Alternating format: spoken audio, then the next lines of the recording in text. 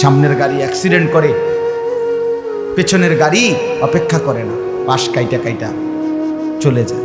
Jam বাজ্যা গেলে আরো চিৎকার শুরু করে, আরে লোক মরে গেছে, আরে মরলে মরুক বেটা, রাস্তা ক্লিয়ার করতে কম।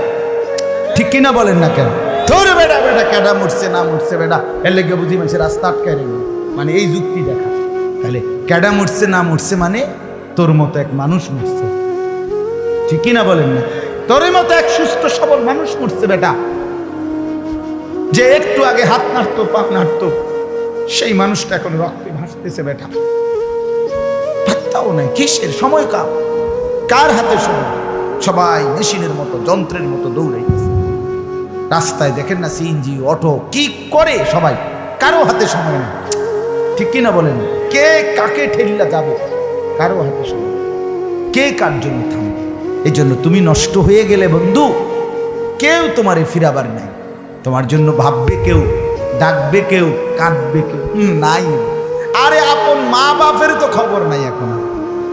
আপন বাপ সাইয়া রইছে, দেখে তার ফুতে আজকে 6 বছর 9 বছর এক ওয়াক্ত নামাজ পড়ে না, এবড়া বয়ে বয়ে বিড়ি খায়, বন খায়, চা দিয়া ভিজাইয়া খায়। এবারটা মাইছ না চাইতাম নামাজ পড়লে পড়ছে, না পড়লে রাতের ব্যাপার। বাবুরে টিহা দিছে, টাকা দিলে খালাস। যদি সুতে টাকা দেয় বাপের কোনো অসন্তুষ্টি নেই, আর যদি টাকা না দেয় এবড়ার গজবে আল্লাহর আরশ কাঁপে। ফুতের উপরে লানত দিতে দিতে, অভিশাপ দিতে দিতে শেষ। কারণ টাকা দেয় না, টাকা দেয় না, পুরা গ্রাম হাইটা হাইটা তখন মানুষের কাছে বদনাম।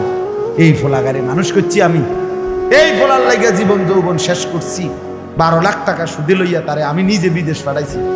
কত বড় নেয়ামতের কথা! বেশরম মানুষ সুদে টাকা লইয়া আবার মানুষের দ্বারে কও, এত বড় হারাম কইরা আবার কইতেছ। হ্যাঁ, 12 লাখ টাকা দিয়ে ফোলা বিদেশ পাঠাইছি আমি, কিস্তি লইছি আমি, সুদে লইছি আমি, আর অন ফোলা গাও একটা টাকা দেয় না।